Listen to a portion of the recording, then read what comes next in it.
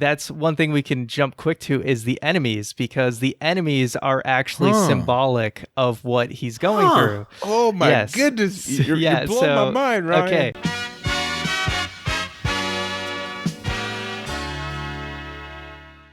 If you grew up playing horror games during the late 90s or the early 2000s, chances are you fell into one of two camps, either Team Resident Evil or Team Silent Hill.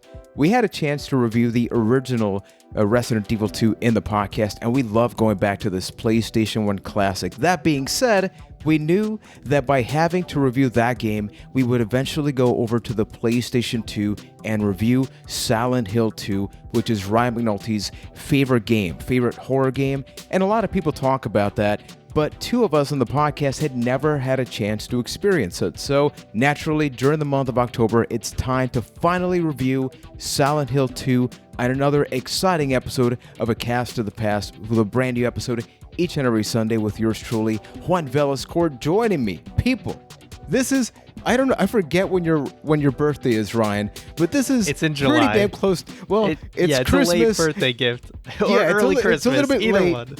Christmas, birthday, Ryan McNulty from Boston, Massachusetts. How excited are you that this is finally happening? I'm pretty excited because, like I said, way back when we started this podcast, it's going to give us a chance to let our friends experience these games that we've always enjoyed, but, you know, our friends haven't played, or no matter how much you've tried to convince them. And now it's finally here. It's a game, you know, when we decided to start this was one of the first games that came to mind that I was like, okay, you guys are playing this game, whether you like it or not. And hopefully you enjoy it, because I hope you had the same experience I had, or a similar one, of really enjoying it the first time. So, it's time, and I'm curious to hear your guys' thoughts on this game. So the other person that's going to be talking about this game for the very first time, from London, Ontario, Keith Poshik. How Hello. Excited are you as somebody that's coming from Resident Evil, and then you're coming into this game in 2019?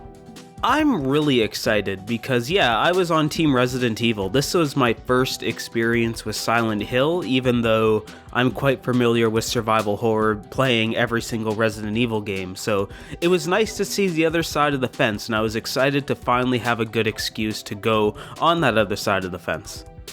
So everybody, don't forget that if you enjoy the podcast, if it makes you feel pretty damn good, leave a 5-star review on your favorite app of choice. Good. Oh yeah, definitely, man. On Apple Podcast, Stitcher, even on Facebook, that's a thing.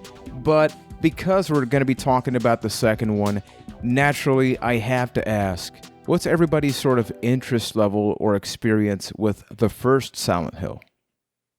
Well, I've played it through all the way twice. And for a PS1 game, I think much like Resident Evil 2, it still holds up pretty damn well. It's got bad voice acting. It's really clunky in some places, but I think it's 100% still a very playable game.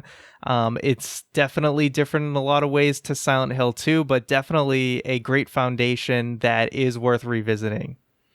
Yeah, I want to check it out eventually. Just from my experience with this game, it has made me want to go see where it all began. And I understand, it's a PS1 game. In my mind, I can pretty much ballpark what that game is like, and it might not be as enjoyable of an experience, but I feel like now I need to go experience it at some point. We did Resident Evil 2, and that still plays fine. It's like the same deal, Okay, that's good.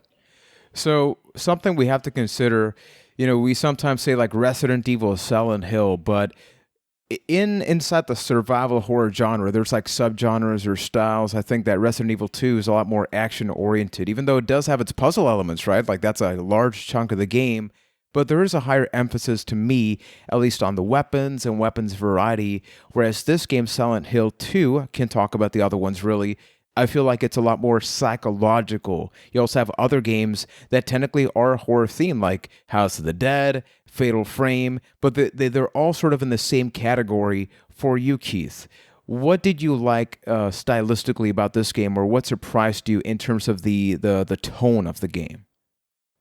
Exactly what you said with its story elements. I think that's what surprised me the most, because normally with horror games, like with everything you mentioned there, Resident Evil, House of the Dead, none of it really goes for serious topics. It's, oh, hey, here's the zombie man, or here's the man that injected himself with a virus and now he's growing an eyeball in his shoulder. None of it was really serious topics, but Silent Hill, at least Silent Hill 2, goes for some stuff, like some really, really deep stuff. Now, does it land all of it? I'm sure we'll discuss that, but it at least tries, and that psychological, really just messing with your mind stuff, to the point where I still don't even know aspects of what I playing that whole game. Like, I walked away from that having more questions than answers. I love that. I love that just because it's so different than everything I've consumed in the past.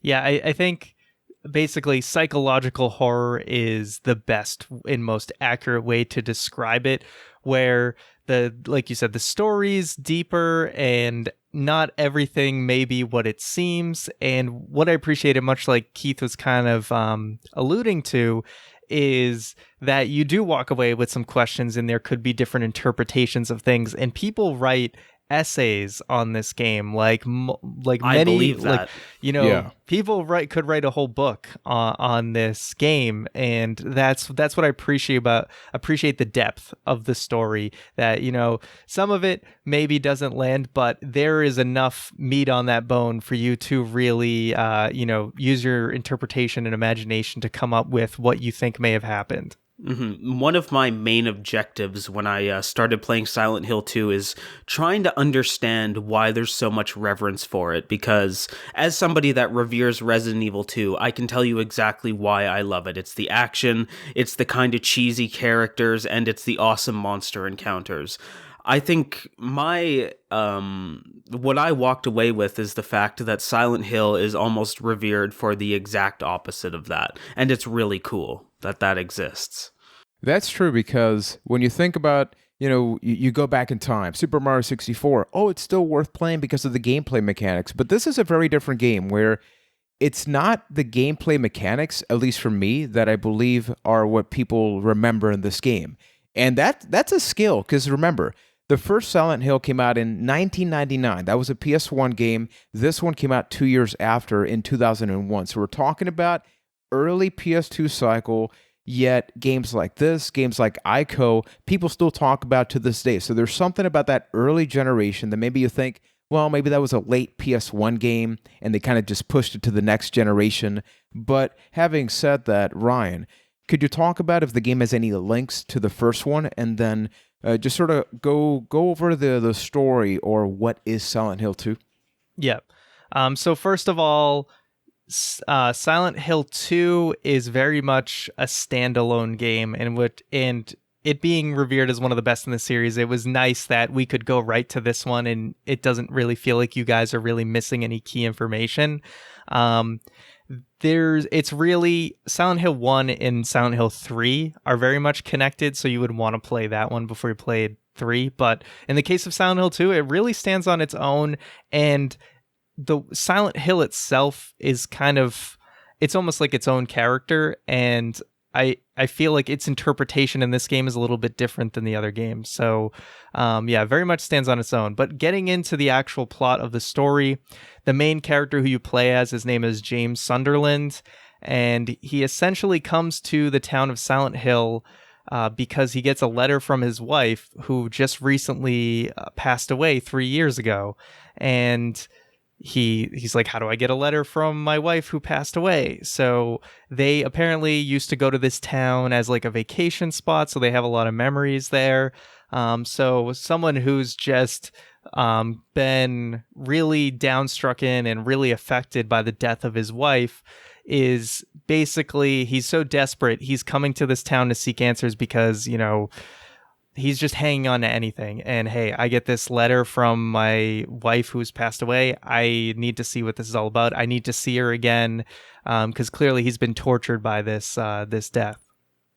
So you go through the town and basically try and get answers, and you meet several characters along the way, and you eventually come to a pretty big realization with what's going on, and you're kind of just like, things are kind of unraveling as you go through all the different areas.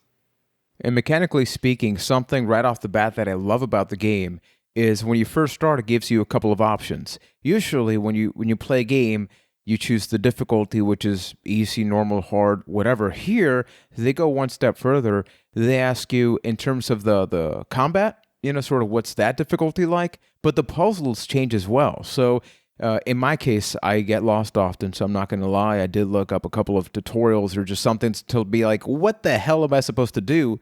And the answers actually do change, which I appreciate that. So if you want to have like a casual combat experience, but like super difficult puzzles, maybe you choose easy for the first one, and then you choose a higher difficulty for the other one. But something that we do have to consider, this is a super story heavy game. So there's no way that we can rightfully do this podcast episode without spoilers. So we're going to try like the first few minutes to sort of go over the general details, but there is going to be a thing that maybe we suggest that if you are going to play this game, pause this episode because it's worth playing, people. This is a PlayStation 2 game. It's also available on Xbox. It is out on PC. It's a very old build, but people have done a bunch of stuff to sort of upscale it. And there is the infamous high-definition collections on PlayStation 3 and Xbox 360, of which the PS3 version is definitely the one to get. But Ryan, we know you like the game, so that's not going to be a stupid question I'm going to do. My question to you is, why do you love this game so much?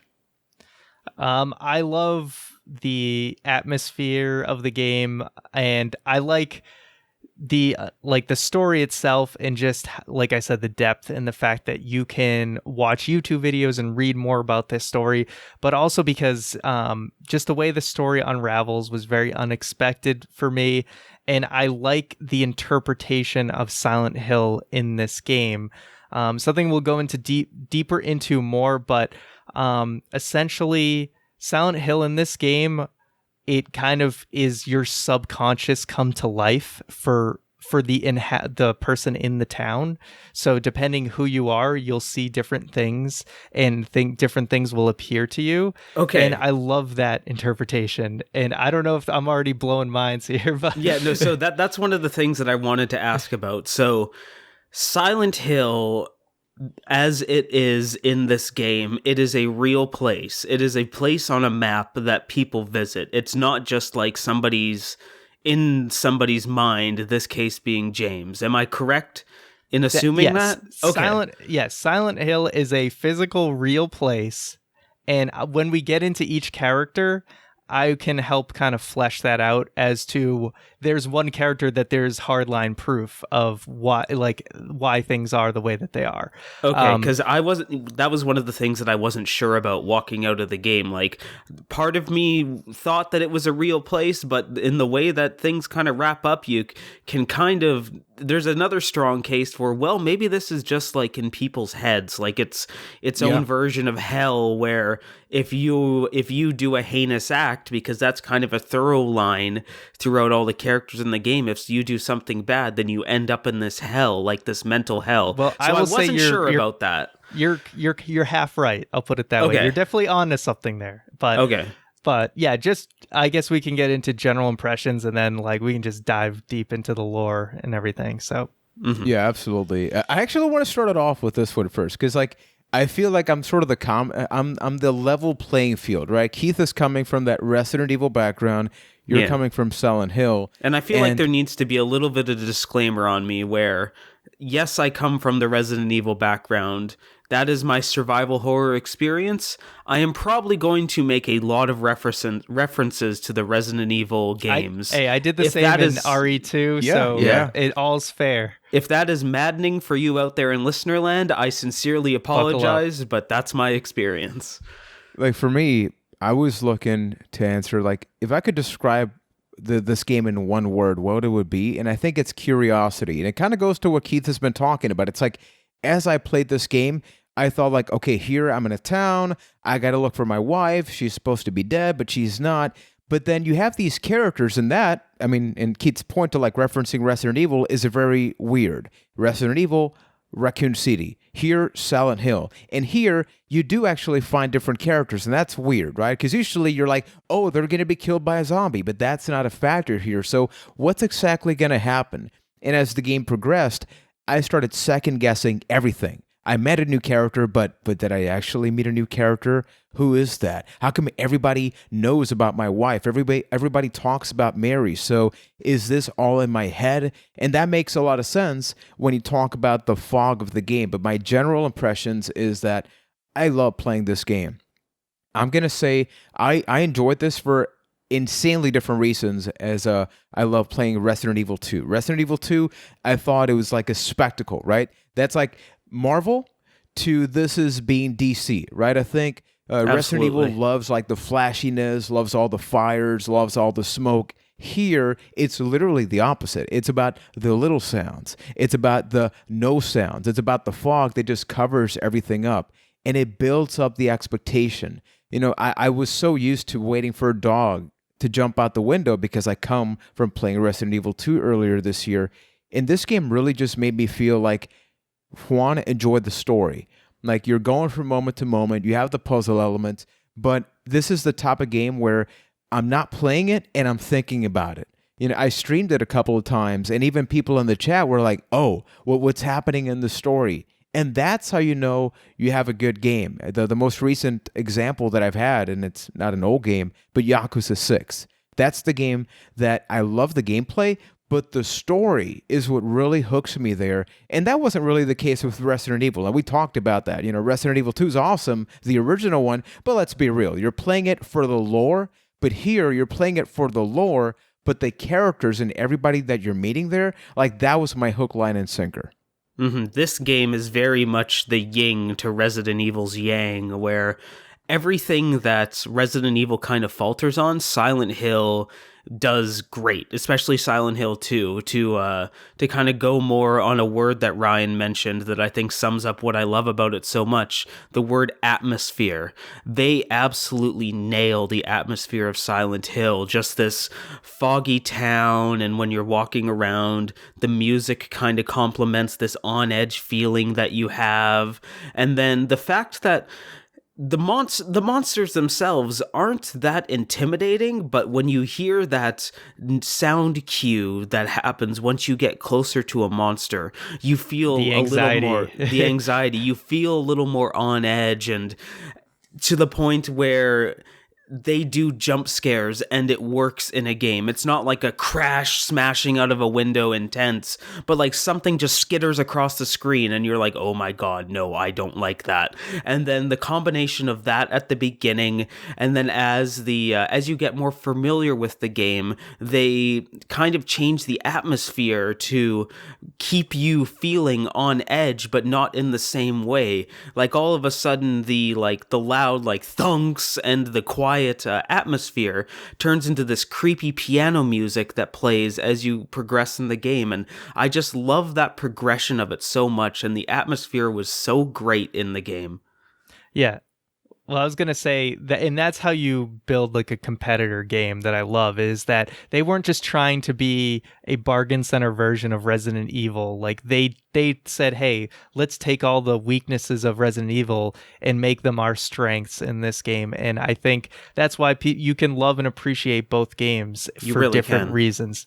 And yeah, I think I love that. Yeah, the combat, it's not about the combat. And it's on that side of things, it's very underwhelming, but instead it's more like the anticipation and what's next, like what's around the corner, and using sound to really mess with you. You go to the basement of the hospital, and I think I mentioned this in a previous episode. I wasn't sure which game it was in, but it was this one where you hear like this weird squealing and you're like, what the hell is that? And you're like, if I go in this door, is something, am I going to see that thing? Or, you're in a prison and you hear something walking above you. You never see it, but it's there and you don't know if it's going to come after you or not. So those types of things of like, the game loves to mess with you. And it really does. It's like, oh, you thought this was, you thought this room was going to lead this way, or, we're going to put you in this big room. It's a big empty room, and there's just one little thing in the middle that you need to do that has like a puzzle, and there's nothing else in this room, but for the hell of it, we're going to make this room massive just to mess with you. Yeah, because every instinct tells you like there's going to be a boss fight in this room. There is a reason why there is space to move around. but then there's and nothing. I know exactly the room everybody's talking about right now because I was thinking about that. I was like taking these baby steps, like when's the cutscene going to trigger and somebody's going to fall down. Yeah, and Ron, to your point, you were mentioning like this game took Resident Evil's weaknesses and made it its strengths. That's like 500% I agree. When it comes to the gameplay mechanics, it is very similar, right? It's got the tank control, so it's a little clunky. There was one difference that it made my mind explode. Where, yes, there is tank controls, but you can move while you're aiming. Like, you can almost move in a semicircle while you're aiming. And it's the most good. It's the biggest revelation. Like, I guess the most comparable game in the Resident Evil timeline to this would be Code Veronica, which came out a year before on the Dreamcast. They didn't have that. And it makes me mad they don't have that. They didn't even have it in Code Veronica X. They might have had it in Silent Hill 1. I'd have to check to remember. Yeah, but it's like a they didn't even have it in Resident Evil 6, for God's sakes. Yeah. And that was almost 10 years later. It makes a world of difference, especially like you do have a different variety of bosses, but before we get to that, like you do pick up items in the game. You can combine some of them. There are health items. And obviously, depending on the difficulty, it's going to become harder or easier. But two of my favorite things about this game, a freaking radio and a damn map. Like the stupidest things that in almost every other game, that's the thing you care about the least, right? You go to a map and it serves no purpose. But the fact that the map in this game, it's a live map. So if James goes to a building and there's like a hint or something, he's actually going to pull up the map and circle, hey, this is where I got to go. If he goes there or if he goes to a door and if it's locked, he'll actually mark it down. And that's freaking huge because it's a lifesaver. More often than not. Yeah. So many games. I spent times like, you know, when you play a game but you haven't played it, you put it down for like 3 weeks, you come back to it, you're like lost. This helps with that because it's like, oh, right, I checked out these 5 rooms because every door is freaking locked in this game. So there's like this one room that I can't get into, but it's not locked. So I got to get in there. How? That's the thing. And talking about the radio, Keith mentioned these enemies. Like the enemies in this game, I'm not going to say are scary. They're messed up. They're just messed up, horrible. Orgies, there are orgies in this game. So definitely not something like, I think Resident Evil 2, even if it's like aimed for adults, a child could play or teen, this is just all sorts of messed up. But the radio, the way they go about like, hey, there's fog so you can't see a lot, but we want to make it so you know an enemy's coming nearby. They have the radio frequency actually play out. It's like interference. So if you hear that louder, it's like, I can't see the enemy, but the enemy's somewhere in there. Yeah, and that anticipation and that course of action. Like once you figure out that you can pretty much run through, run by any enemy, it does have the horror element go down a little bit. But even then, like just the atmosphere, which Ryan and you mentioned, Keith, like that's just so damn good. I love it.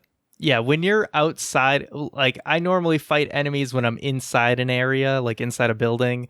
But normally when you're outside in the town, it is in your best interest to just keep running, you know? Yeah, there definitely was a point where I realized I barely have to fight anything in this game. And then the only thing that would, kind of pun intended, shit kick me was those things with the foot arms or the foot heads. Legs, the mannequins. The foot arms, yeah. So one thing also I'll give this that was very hard for me to go play Resident Evil because I was so used to Silent Hill is melee weapons are much more important in this game. And I hope you guys got the lead pipe, because that is a upgrade to if you were stuck with the board and the nail, God bless you both. I don't think I got it. I think I just had the board. So yeah, because after the apartments, there's like a gas station and there'll be a car there with like a lead pipe stuck in it. So you can upgrade your melee by getting the lead pipe. So I'm sorry you guys both missed that. But if you ever, there's multiple endings to the game. So if you ever feel like playing again, you know that's there. We haven't talked about Pyramid Head yet, but you can apparently also get Pyramid Head's knife. I got that.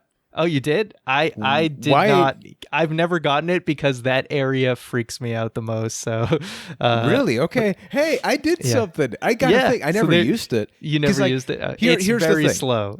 Yeah, but here's the little things about the game that I love. So there are a bunch of characters, and we have to talk about each one individually, especially in this, because they are the game. Like, they are the substance. But as you mentioned, and I think, like, even people that haven't played Silent Hill, they know about Pyramid Head. Literally, he's got a pyramid head. He loves them orgies. We unfortunately got to witness some of those, but there is a point in the game where I just stumbled upon the knife. But here's the thing. When I got the knife, I actually began asking myself, wait a minute, am I Pyramid Head? Because I was like, why would his knife just casually be just laying there? So I proceeded to like question every little thing about the game. Like, oh my goodness, what if I'm the murderer? What if I'm the one that's going around? Well, I don't know. I mean, it could be, but right? It's like I got the ending that I got. Or he just wanted to upgrade to a spear. He was like, that is a this is much better. Yeah. It's like, I'm done with this slow knife. Let me go stab you. So Ryan, you're the one that's going to steer the ship in this part, because I feel like we got to delve a little bit more into the story. Where do you think we should begin with that? So I think we should first go through. I think I should just run through the big plot points of the story, and then we can talk about each character from there. So again, if you haven't played this game and you don't want the story spoiled, please go and play the game, because this is a cool twist that will not make the game as good if you already know it going in. All right, warning done. So eventually, wait. Okay, yes. Sorry. Trigger warning. There is eventually going to be talks about suicide. At some point, this is going to be happening. Not sure where it's going to happen in the conversation, but there's a lot of heavy discussion. A lot of heavy topics covered. So to hit through the major plot points, James goes through the town. He comes across several characters along the way. Some know Mary, some look like Mary, his wife, who had passed away. And eventually, through all of these areas, he's like starting to question what he knows. He's like, oh, did Mary really die 3 years ago? You know, this Laura girl who was with her at the hospital makes it seem like that's impossible, like that she was talking to her less than a year ago. And he's starting to question things. And eventually you come to the revelation that James had mentally blocked out the fact that he actually killed his own wife. And that he was essentially in denial, or completely blocked it out of his mind. And Silent Hill was essentially the place that called to him for him to kind of realize who he was and what he actually did.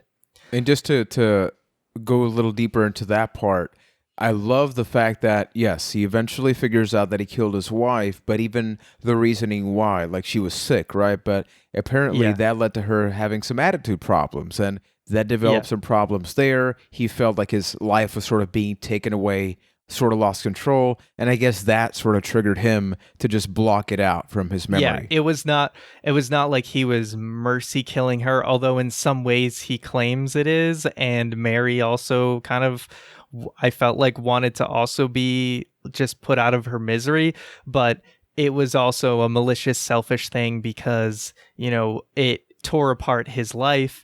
And like there was a lot of things going on, like sexual frustration and all these things that he was dealing with. And the town manifested that into reality for James, right? So that's one thing we can jump quick to is the enemies, because the enemies are actually symbolic of what he's going through. Oh my goodness. You're blowing my mind, right? Okay. So the man... Yeah. All right. So I guess we can start with Pyramid Head.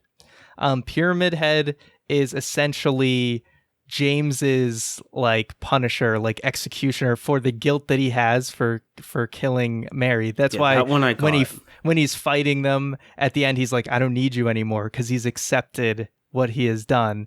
And Pyramid Head kind of having his way with those mannequins was like a symbol of like James's sexual frustration. That's what the mannequins are. That's why they're two pairs of legs, like welded together. They're not so subtly like. Okay, you know, I get that. I'm Yeah. picking up what you're putting And then down again, like the nurses, the reason the nurses are a little sexualized is just like James is in the hospital. So the like he's probably having thoughts about the nurses, but they're also kind of messed up. So there you go. And then like those straitjacket guys, apparently symbolize like his inner torment, but they also kind of like throw up acid from the lungs, which is where like Mary's illness took kind of that area. No kidding. Yeah, each enemy, that's why it's so cool. Like each enemy actually means something more. There's those like, they're called abstract daddies, those like door looking dudes, that thing on a bed. Yeah, those talk enemies, to me about those. Yeah, so where do they those fit? enemies are actually the character Angela. That's like her manifestation of her like world. So we can jump to that in a minute, but like essentially, like I said, each character has their own different experience in Silent Hill. It resonates something from their subconscious and makes it a reality. So I guess we need a chance. Yeah, we need a moment. Keith and I are having our minds blown. But something I'll say, the fog makes a lot more sense now, at least for me from a gameplay standpoint, because the fog is kind of like, that's his clouded mind, right? And in that clouded mind, that's where you see like these different creatures and all of that, like, because that's where you see these monsters, right? Manifest. It's definitely the fog. There's kind of like two worlds. There's like the fog world and the other world. So Silent Hill always does have the fog, but it is certainly could be interpreted as some sort of subconscious manifestation. It doesn't always mean the same thing in every game, but that's definitely a part you could say is a piece of it. Keith, how are you feeling, man? Man, I'm getting hit hard with stuff like that. Like, it's weird thinking about the fact that I played this game and there are things that I picked up on. Like, I got the whole sexual frustration part, but I thought that just began and ended with Maria, because it was it was like a sexualized version of Mary. Little did I know that it just continued more and more. And that's what's just so great about this whole game, where, like you said, Ryan, people have written essays about just how deep this game is, and it's one of those things now that I really want to go back and play it again, knowing what I know, just to see what I missed. It's very Sixth Sense like to me, I guess, is the most apt comparison I could make, where it feels like the game that you are playing the first time is so much different than the game you are playing the second time, knowing that all of these things exist in their mind, whether it's a real place or not, and being able to put all of those pieces together and be like, oh, okay, for a second time. You'll definitely notice little things in the cutscenes along the way now that you know what happens, and you'll be like, like I didn't catch that. So it's definitely worth like a second playthrough. One of my favorite things, like once you eventually figure it out, like, hey, like I'm James and I'm the person that ended my wife's life, right? It's like a lot of things make sense, and some of it could just be gameplay mechanics, but you know, in the game, there's a lot of doors that are locked. There's a lot of like convenience, I want to say, because like when you meet all these characters, right? Like, what are the odds that you meet, you know, Maria, but she kind of looks like her. You meet Laura, the kid, but then she happens to know, you know, Mary, and she happens to have letters about Mary, but then she conveniently locks you up, but then you're kind of okay with it. So it's like all these circumstances that when you conclude the game, it's like, oh, okay, here we go. So some of it is real, but a lot of it is like that internal struggle that deep down, he knew what he did, but he was trying to justify the actions. But once he's really going in there, once he actually goes to the hotel where they once had a vacation, he sees the VHS tape and he says like, I did this.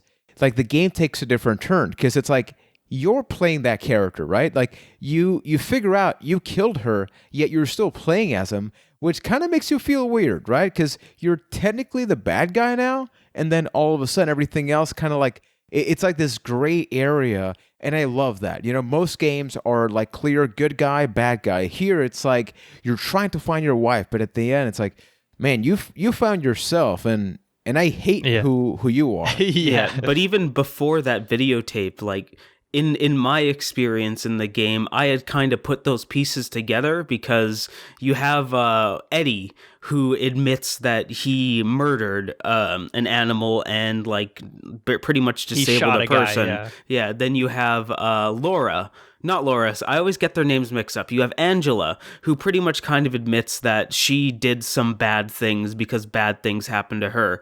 Everybody is in Silent Hill because they did something bad. Yes. And it's by no coincidence that James is there. So I had picked up that he had done something bad. It was just a matter of what. And then there was that big reveal, and it's like, oh, okay. Yeah, that makes a lot of sense. So Silent Hill in this game is very much like it calls people to have them kind of self-actualize or just kind of come to terms with what they've done.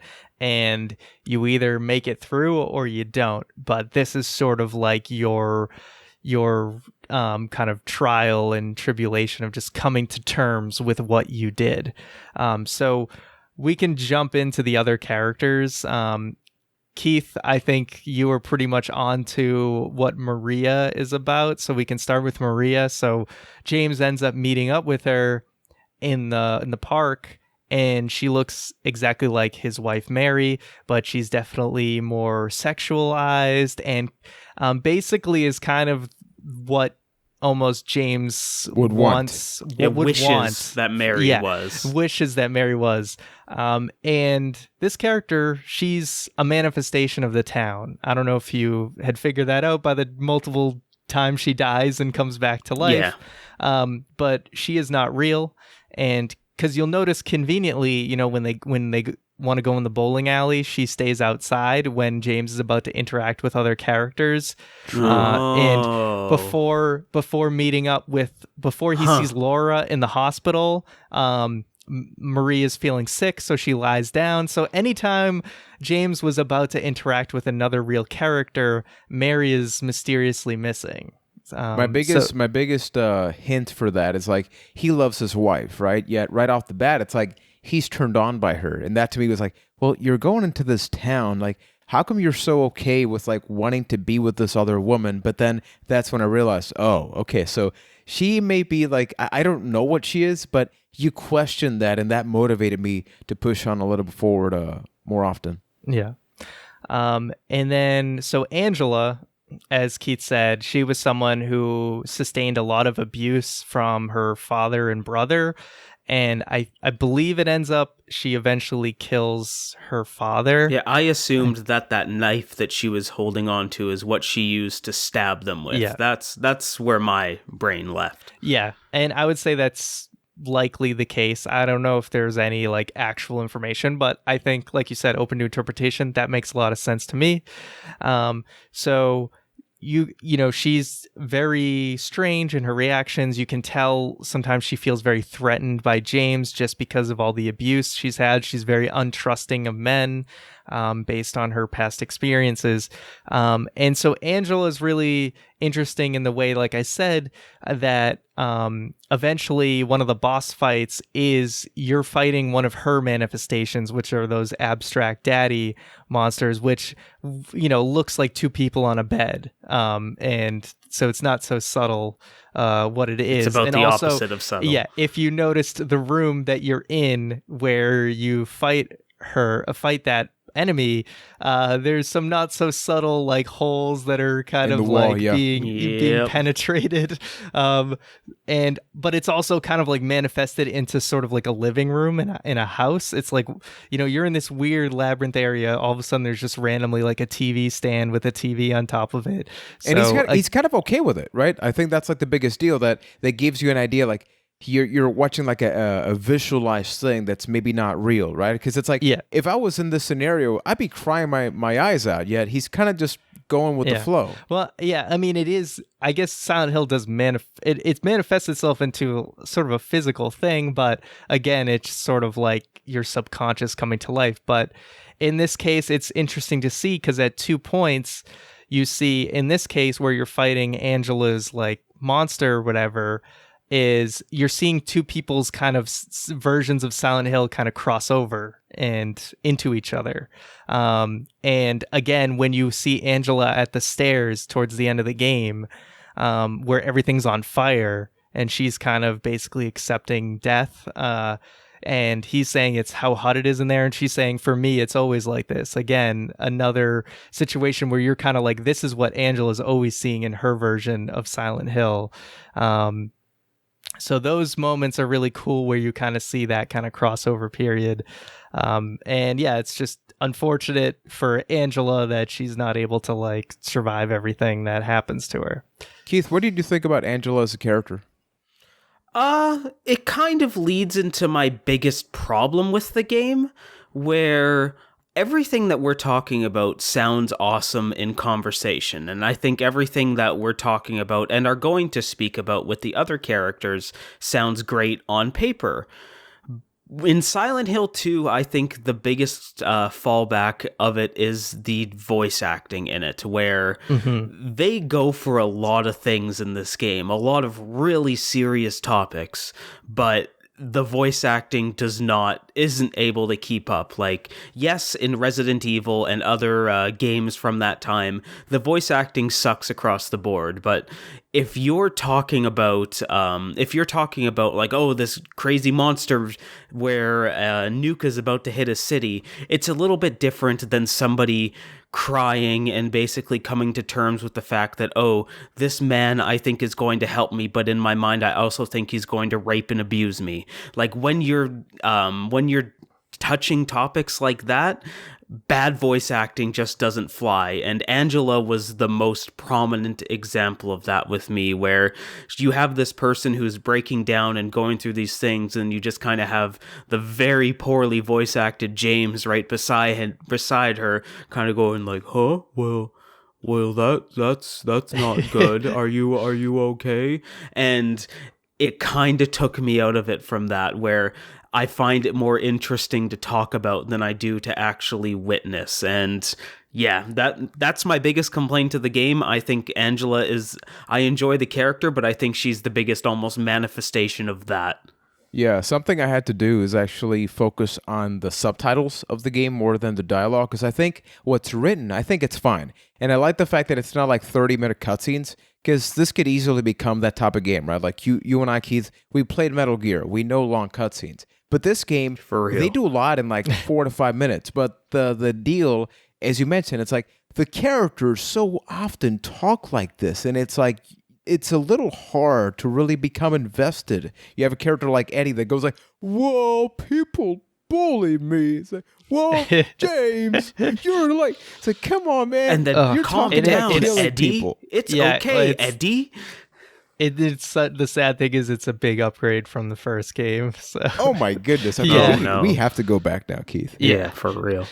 All right, and then Eddie's not so complex of a character like Angela. Really, we pretty much kind of nailed down his story of, he, out of frustration for being bullied, he kills a dog and then also shoots the football player in the knee who bullied him, and basically becomes scared and in denial and runs off to Silent Hill, and very much comes, realizes what he did, comes to terms with it, but goes in the other direction of basically... old is Eddie? Because I got vibes somewhere between 18 and 45, and I wasn't 100% sure. I mean, I'm guessing he's supposed to be of high school age. I would guess like 18, based on the fact that it's like, a football player and everything. Yeah, it is a little hard to tell, though, because the voice acting doesn't match the outfit, which doesn't match the size of Eddie. Yeah. And those are little things. And once again, it's like 2001. I think like this game, you can sum it up as like maybe the technology and the video game development wasn't up to par with the storytelling. I think if you made this game a couple of years later... For 2001, the voice acting was probably average, I would say. Yeah, average. That's true. That's true. So finally, I was going to say Laura. Now, I'm curious. I'll let you guys give your interpretation, what you think the deal is with Laura, and then I'll tell you what the creators said, basically, about her character. If I were to hazard a guess, I would say that Laura is very much like Maria, where she is a manifestation of the town to kind of string James along to help him find this conclusion, where I don't think that she was real, but she was there when she was there to string James along when he needed guidance. Like every time he kind of started falling off the path and questioning what was happening, she was right there to be like, "Oh yeah, Mary's super here." And, "Oh, I know Mary. Did you find this letter that Mary left? Here, let me go get this letter that Mary left that super exists." And then eventually she was kind of the catalyst for him to come to that realization that he murdered his wife. That's who I think Laura is. Yeah, I feel it's kind of like that because she's openly referenced by other characters like Eddie and Maria. There's that convenience of like, hey, Laura went this way to this door that's locked, of which I have the key to open said door. So I feel like those two characters are like the gateway, going to the hospital scene where she says that there's a letter, but he tries to get the letter. She locks him in, yet he's kind of okay with that afterwards. So I feel like it's kind of like that middle ground to keep you progressing. Well, I like your guys' interpretation because it is interesting and it makes a lot of sense that she does kind of string him along. Yeah, yeah, it's actually a lot more simple than that. And Laura is actually real. And you can see also in the intro video, like she's with Eddie and next to a van, so it's likely Eddie was the one who drove her there. But Laura was actually with like a friend of Mary's when they were in the hospital together. And basically, she just, because Mary always talked about Silent Hill, she wanted to go. So the thing is, Laura, because she is just an innocent child, she doesn't have any darkness in her heart, she doesn't see any of the dangerous things in Silent Hill. So that's why she's able to go around the hospitals and everything, and she's perfectly fine, and everybody else is getting their ass kicked by monsters.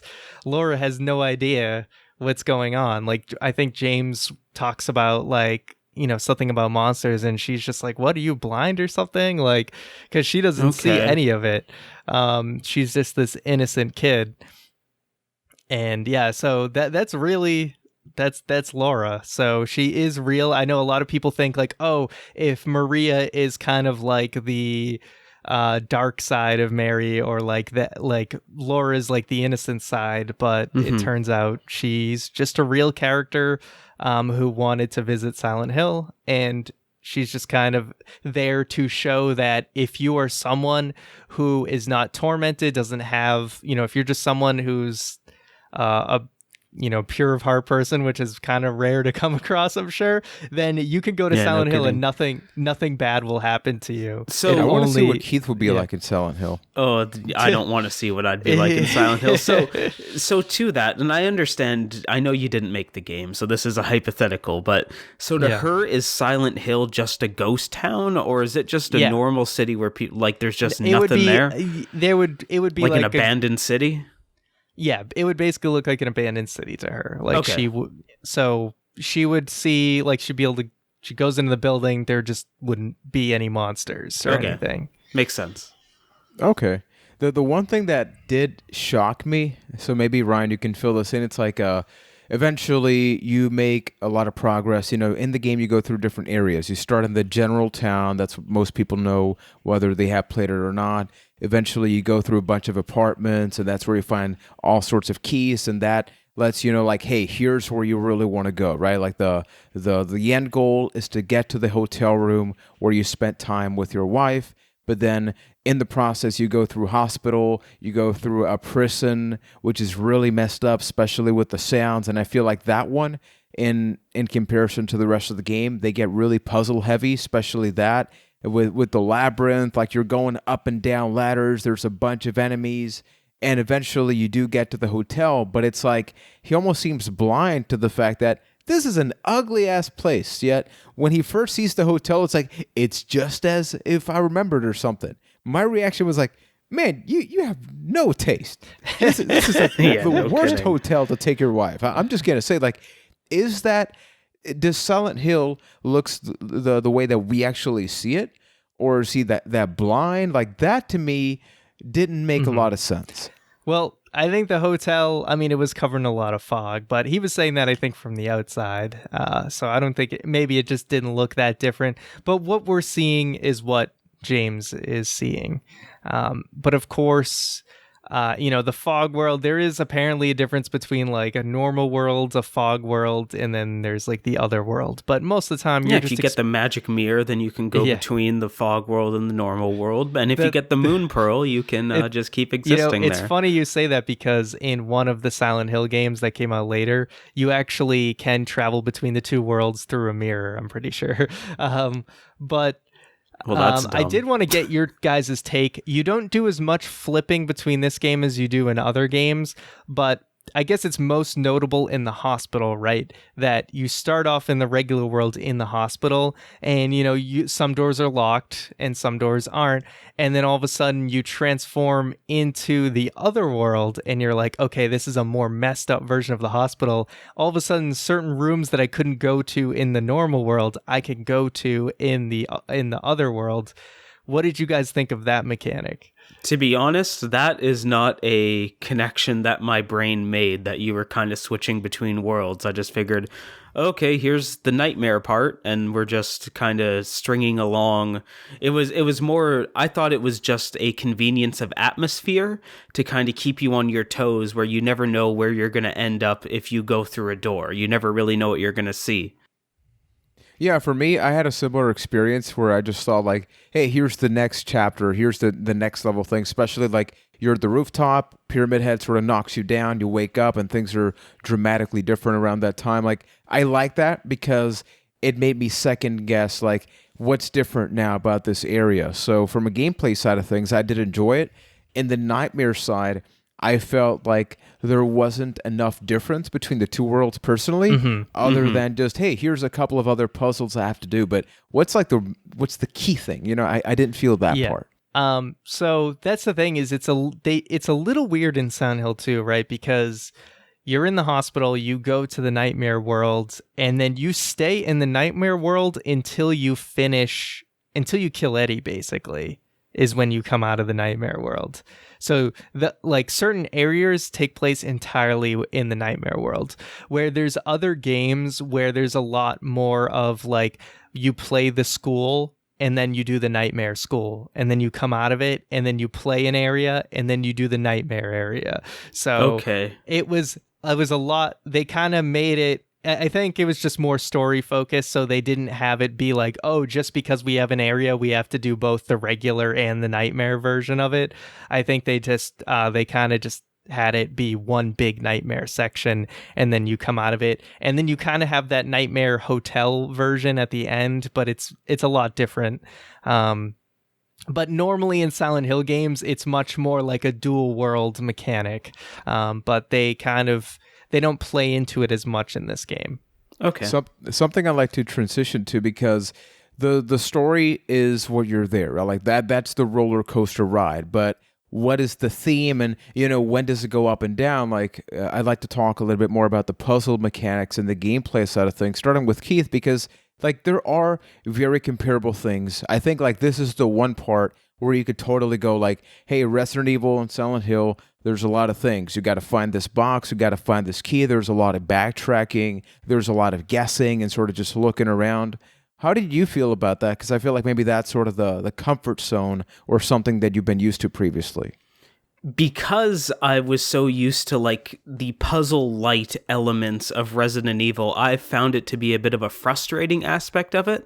Because if we're talking about like things that are unique to Silent Hill that you don't find in Resident Evil, it is these in-depth puzzles that the game throws at you. Because just to use an example, in Resident Evil 2, you find the wolf medallion and the eagle medallion.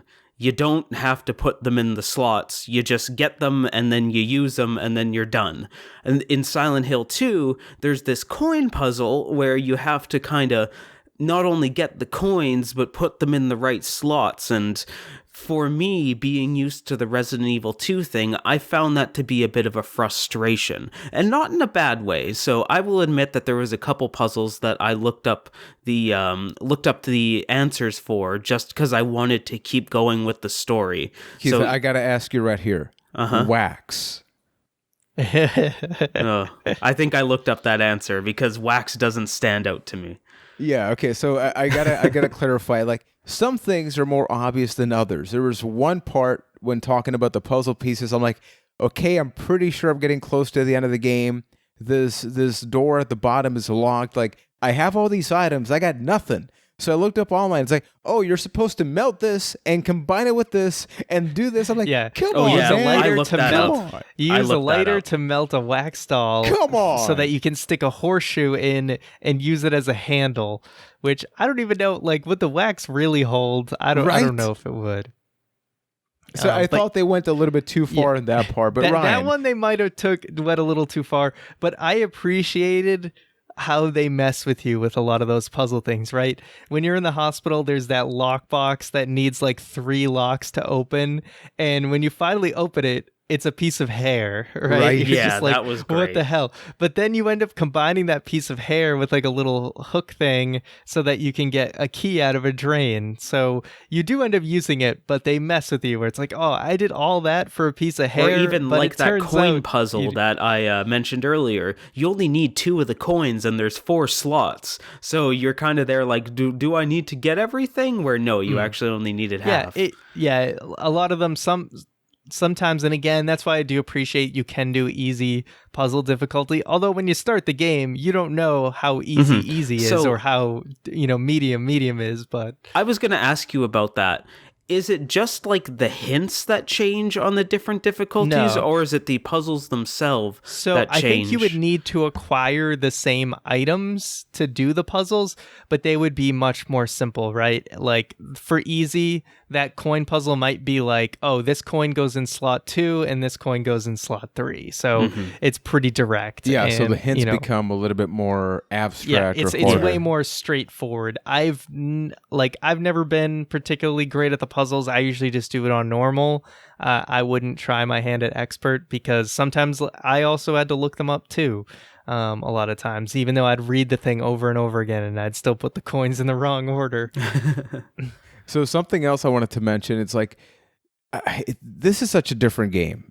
Going back to the enemies that they have. So now, thanks to Ryan's mind-blowing reveal for Keith and me, we know that the enemies are in many ways like real-life versions of what he's really thinking about, but even how they're animated, it's uncomfortable, right? Like, here's a very smooth James Sunderland when he runs around, but everything else is like purposely low frame rate, jumpy. It's like, Mosquito, how Mosquito, like, they kind of just jump around because they're so fast when you see them really up close. Like, what did you think about that, Keith? And then Ryan, somebody that has played this game multiple times, because I did think, like, it makes you uncomfortable more than scared, but I like that. I personally thought that was a really good thing. More than once, it wasn't like a reaction of fear to an enemy, but it was more kind of like, what the hell is that? And it was that uncomfortableness that they left you, even to have to learn their motions, like the basic enemy in the game, the straitjacket thing that vomits. It took me a while to learn that, I should strafe around them to not get thrown up on and get, and like slowly die from constantly getting vomited on. That is a nightmare of my own, but I digress. But the designs of them were so great that it almost became a bit of a disappointment near the end of the game where even though as cool as they looked and how disturbing they do become afterthoughts, even the bosses, because that what was his name, the abstract daddy, that detail that you mentioned about how it's like 2 people on a bed, that was totally lost on me. I thought it was like a weird square monster or a rectangle monster. I thought it was a door. It does kind of look like a door. The low number of enemies is a little bit of a disappointment, but again, it's not really about the combat, so I don't think it affects the game that much. there's cool things that you can do in Silent Hill, although the game is so freaking dark sometimes it's really hard to see stuff. But if you shut your flashlight off, enemies will tend to won't come at you as much. Your flashlight is kind of like an indicator, and they'll more come towards you, but it's very hard to see without your flashlight. One thing in particular I like about the enemies, like the mannequins, I like how when you're kind of far away from them, they're just perfectly still. So sometimes you'll just come across them and it freaks you out and they're still just perfectly still. But then obviously once you come near it, they start to come after you. But coming across them and being able to shut off your flashlight is sometimes you can use it. I use it more, I'd say, in Silent Hill 1 because it seems like I can't see crap if I have my flashlight off in Silent Hill 2. The idea sounds cool, but if I tried to navigate through those apartments or the hospital without a flashlight, that beginning I'm good. part, the beginning part of the game without your flashlight before you get in the apartments is always a struggle because I can't see shit. Mm-hmm. Yeah, that would be way too difficult. But getting to sort of like the highs and the lows. So I think we can all agree the three of us enjoyed the game. But I would love to know, like, out of the different categories, whether it be a character, whether it be a specific moment or story or the gameplay, like, what was your favorite thing? Starting first with Ryan. I mean, you played it a ton. So what keeps you coming back? So I would say my favorite thing about this game, like I said, is the interpretation of Silent Hill and what it means in this game. Like I said, it's sort of a manifestation of your subconscious and what's tormenting you.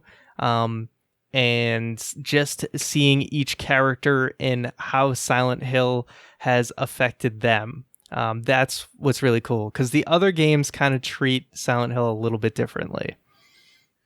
Mm-hmm. I would say my favorite part of Silent Hill is the feeling that it left me with, where even though the game itself kind of had shortcomings, like the voice acting that I mentioned, I think that as I continue on in this experience, I will enjoy thinking about Silent Hill more than I enjoyed playing it. The ideas and the concepts that game leaves you with, I think, are phenomenal and are masterclass. I will go as far as saying. And the longer that you can separate yourself from the actual execution of it, especially with some of those deeper thoughts, I think I think that's why it's revered as one of the best games of all time. And just all of these characters and how they took a game in 2001 where video games weren't known for really having the deepest stories. Like, yes, that is when things started to turn, that is when things started to get good, but it just wasn't good on that level. And I think that it was years ahead of its time in that regard. And yeah, the thought of Silent Hill is my biggest takeaway, why I enjoy it. Yeah, like for context, Grand Theft Auto 3 also came out in 2001. Mm-hmm. We had Devil May Cry, the first one. We had Max Payne, Final Fantasy X. So I think role-playing games. Everything that you said there is a good story, but it is a good action story. Silent Hill kind of took it took the opposite route. Like, the closest thing that you mentioned is Max Payne. Like, yes, that is kind of a psychological thing, but it's more of a messed up situation that you're still blazing guns through. So the fact that it was able to do that in that time, I think is incredible. You make an incredible point. I haven't thought about that, which is like those games, like some of them are like Final Fantasy X. I mean, that's a RPG long story, right? But the stuff that happens between the stories, like you're summoning things, there's magic spells. This game takes it all the way back. And I'll be real in saying that usually I don't care for story in games because I feel like most games suck at it because they try to be a cinematic experience. Like, I know I'm going to get some hate for this, but like Uncharted. You know, my wife loves Uncharted. A bunch of people love Uncharted. But if I want Uncharted, I'll go watch a movie. Like, I will go sit on the big... I'm 100% with you there. Yeah, because it's so overly cinematic. Just put the damn thing on a Blu-ray disc and have it play so I don't even have to, like, actually move a controller. But here's the game that, look, mechanically speaking, kind of sucks. Like, I love playing Silent Hill. But for every good thing, I would argue you can point out two bad things. But here's the thing. the things that are so good about the game, you can forgive the bad. I like it when a game is a little bit lopsided. And I think that modern gaming is so used to, no, everything has to be fluid. It has to be the gameplay, the story. It turns into a generic experience. With this game, I could get a feel of what the creator wanted to do. You know, this would not be approved in 2019. Here, they would need to add 20 different elements because the gameplay, you got to keep people engaged. You got to keep people involved. Like, this game says, you know what? No. Like, there's freaking fog everywhere, like, whatever. People or even can just run around the enemies. That they hid, like, good God, there's no way that would work without giant disclaimers at the beginning of it. Yeah, it's like we haven't even got to really talking about that, although we reference, like, yeah, so the character that you're playing as, not only did he kill his wife, this takes us to the actual story, and Ryan can sort of delve a little bit deeper into this. The game does have multiple endings, at least in my case, and then Ryan, you can take the floor. Once he has this final boss battle, which is an image of his wife, and then he's able to sort of conclude the chapter. Is that boss the same for every ending? Yes. Okay. Yeah, it's the same boss. Okay. So I'm treated to this cutscene where he really is able to reflect on the different situations, and my ending, although you don't really directly see it, he dies by suicide by sending his car off, and he ends up drowning in a lake, and that's the end of the game. So it's like, you want to talk about opposite things of what we're used to. It's like you're starting the game wondering what happened to your wife, and you end up killing yourself because you realize, like, you're the person that's responsible for this. Ryan, make some more sense of this, will you? So, yeah, there's several endings you can get. There's 3 main endings. And I also got that same ending called the in-water ending. And I will also quickly say I got that ending as well. Oh, you did? Oh, wow. Yes. Okay, so actually the first time I played this game, I got the leave ending, which is actually where James leaves town with Laura following all the events. So after coming to terms with what he did, him and Laura leave Silent Hill. So a lot of people would say that the in-water ending was like the most appropriate ending because it's like he's a bad person and he's accepting this, where it seems like the leave ending, it's like, should he really be, should this guy be trusted with a child? Like, because personally, I don't feel like I went through anything that's like, I'm going to get the good ending. There's not like a direct A to B. I think, no, at least from what I've read, I can't crack the exact formula. But essentially, I think one thing I did, where if you in the hotel, if you put the headphones on and get that little scene about the hospital and the doctor, I don't know if did you guys do that? Yeah, in the hotel. Yeah. So I think that's a big part that gives you the in-water ending. And then it's also like, I think, dependent on a couple other things that are escaping me at the moment. The leave ending is apparently the standard ending if you just play through the game and if you don't get hurt a lot and things like that. And then there's a Maria ending where if you do all the stuff to interact with Maria as much as possible, you try and have her not take too much damage. You check on her multiple times when she's in the hospital area. Apparently that will get you the Maria ending, where he's still delusional and tries to leave town with Maria, and then Maria starts like coughing and you're like, oh, here we go again. And you still have that boss fight? You still do like have the that boss nun fight? Yes. Okay, that's weird. So that does still happen. Another thing for the in-water ending, apparently if you view the knife at least once, and I think if you try to read Mary's letter multiple times, sometimes you get that. But yeah, there's a bunch of different criteria. So those are the 3 main endings. Now yes, there's one ending that I had to go look up on YouTube that I think is the most amazing thing that's ever happened in a video game. Is it the dog ending? It is the dog ending. I have not seen this, so oh my please God. explain. You have to look it up. So the dog ending, I forget exactly what you have to do to get it. I know you have to get at least all 3 of the normal endings to get it. Let me try and pitch it to one. Yeah.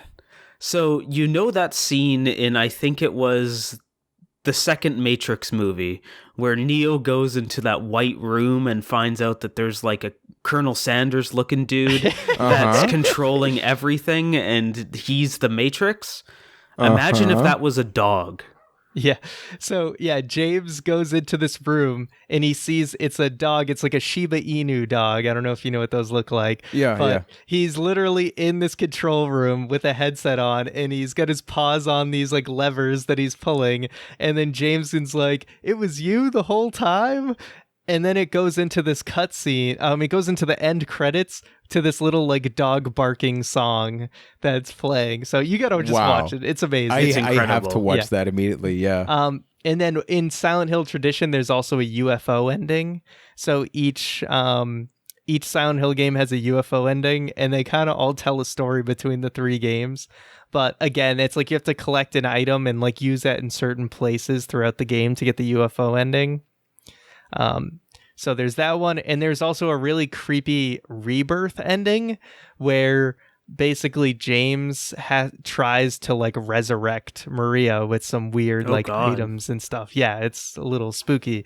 But yeah, there's like 3 main endings and then like 3 like special endings you can get. Okay, so I need to watch that dog ending. I'm just the like, dog one's the one you gotta watch. But having said that, can we agree if there's one thing that we wish was different is the voice acting? Would it be 100%. Voice acting, or would it be game mechanics like tank controls? I would say the voice acting, because there was part of a charm to the mechanics of like, you're not supposed to be like Nathan Drake Spider-Maning all over the place and beating the crap out of people.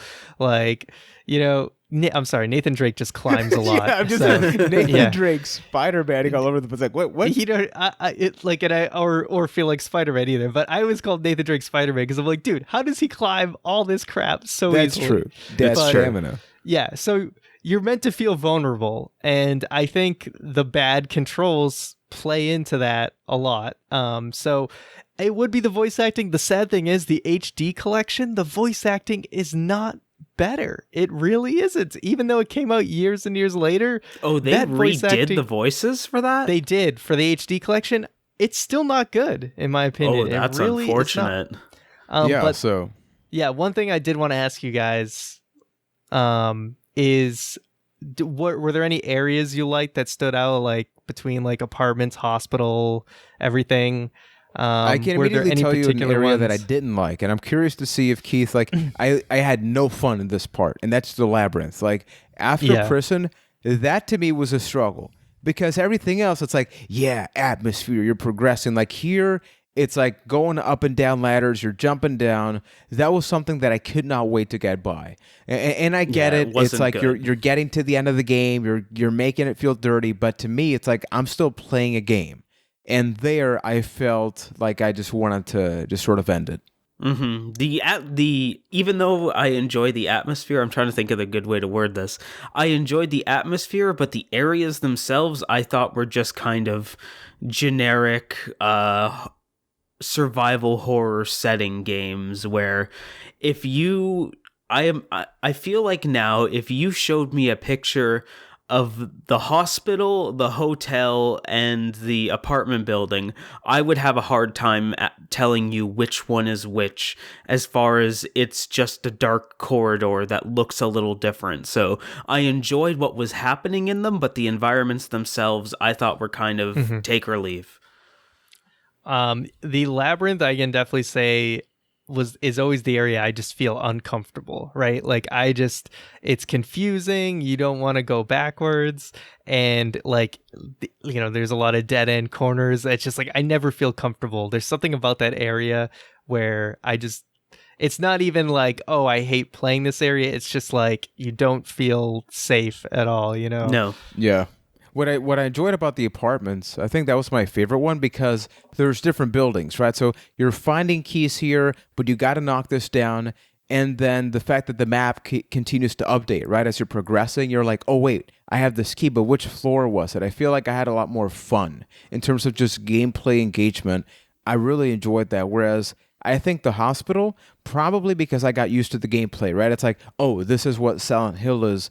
I didn't quite struggle as much. Like the apartments, I did have times where I felt lost, but it was because I was still beginning to understand the game.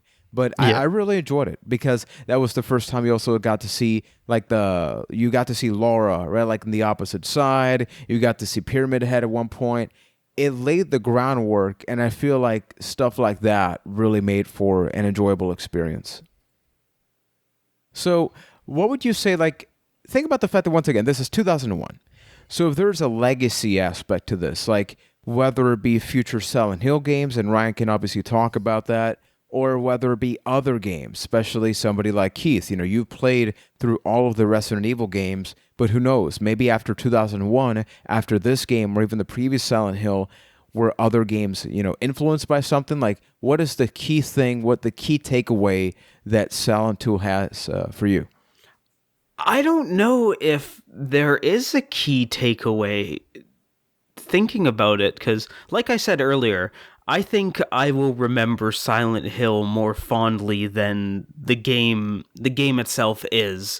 I will enjoy thinking about it more than I enjoyed playing it, and I don't really know if that leaves much of a legacy, because games, I know there are edge cases out there, but games didn't really go for what Silent Hill did with these deep topics and this psychological aspect of it. Now, the later Silent Hill games may have, I have no idea, but from my experience, it doesn't feel like a lot of things went down that Silent Hill path. Like, I know there are a lot of indie games these days that come closer to it, and maybe we're finally trying or starting to see the roots of that in that area of video gaming, but it seems like there's a giant gap where Silent Hill just kind of lived in its own lane.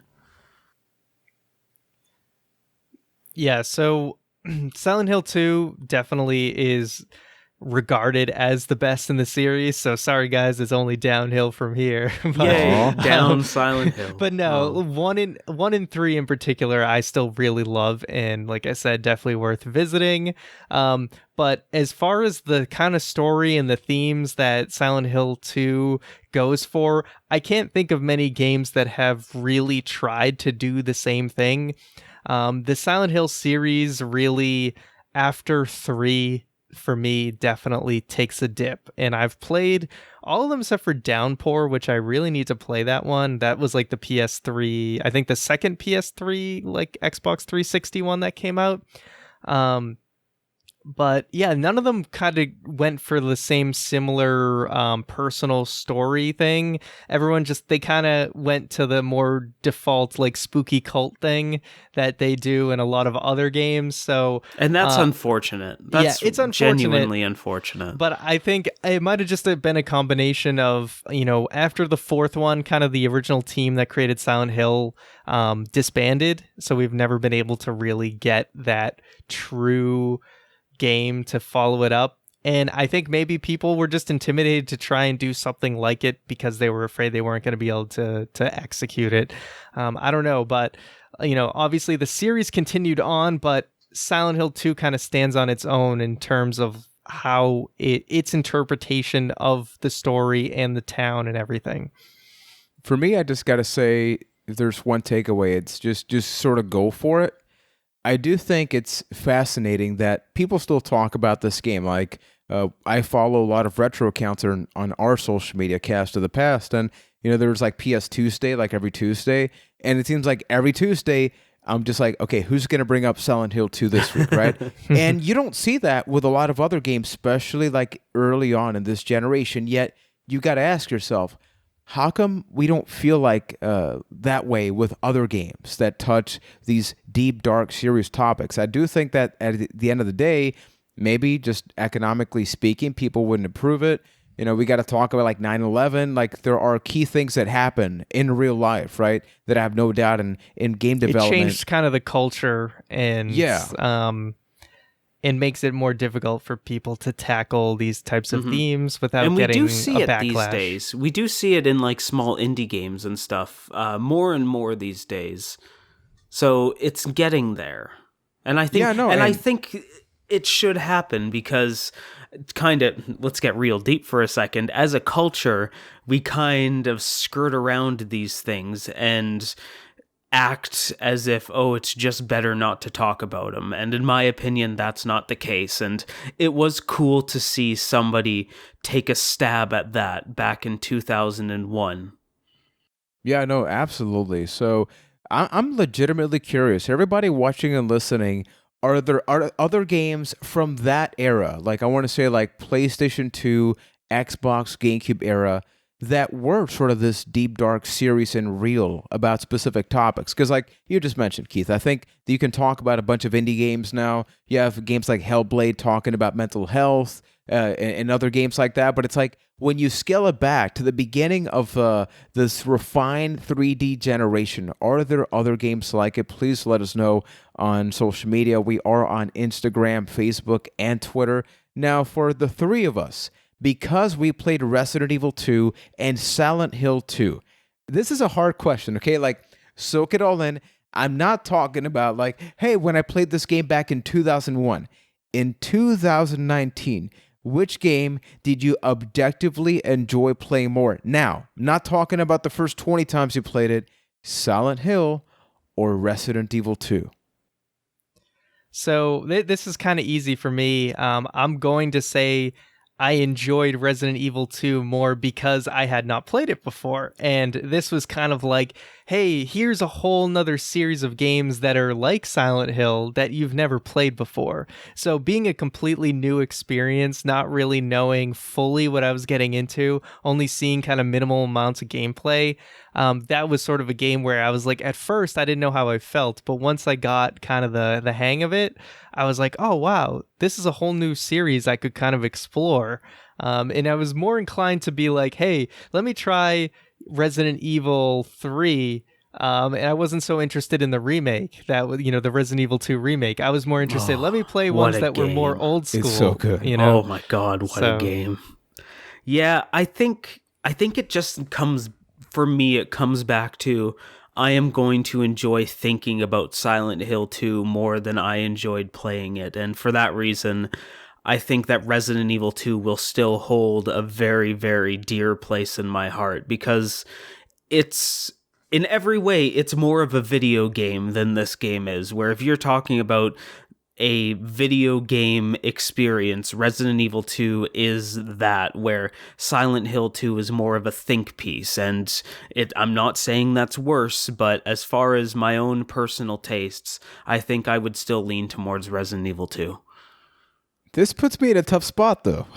But even though I think that from a gameplay standpoint, like you mentioned, Keith, I enjoyed Resident Evil 2, because I don't think I can say I enjoyed Silent Hill 2 because of the game it is. It feels weird to say enjoy, but I will never forget that experience.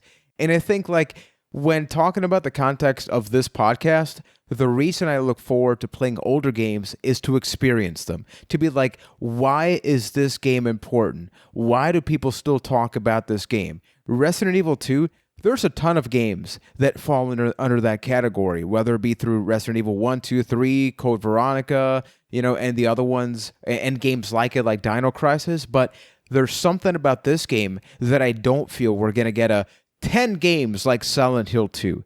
And for that alone, I think I'm more grateful that I was able to experience Silent Hill 2 and other games, that we may be playing in the future. So, having said that, if you enjoyed the podcast, don't forget to leave a 5-star review. We are almost done with the year, even though I know this is October. It feels and things weird like that. to outro after this conversation, but here we are. Yeah, it's like a weird transition, but we're very excited with what's happening on the podcast. Every couple of recording sessions, we sort of sit down and really think about, what are the video games or the movies that we want to cover. In terms of video games, like, I like to think that, we started with A Link to the Past. We have this. It's like we have a fairly wide variety of games. And, sometimes the game may change. Like we were going to review Twisted Metal 2 at some point. Ryan, I guess in the next couple of years we'll get to it. But we have some lengthier games that we could possibly be doing down the line. So just keep an eye out on social media, A Cast of the Past, in case we confirm any of that information. And any games that you're contemplating horror theme for 2020, guys? Now that we've done the two. It's like we've done the two. We've done the big two. Mm-hmm. I don't know. Isn't there that Eternal Darkness game for GameCube? People have told me that's amazing, but I've never played it. So I've always been curious about that. I don't know. Maybe throwing it out there. It's I catered it in. Yeah. Yeah. So maybe another Resident Evil, but send us always your game for that. suggestions. Yeah, we can pull it up. We can set up a poll. So everybody just send us an email, castofthepast@gmail.com, or write to us on Discord, castofthepast.com/Discord. Maybe when it's time to get back to this genre, which personally, I need a break.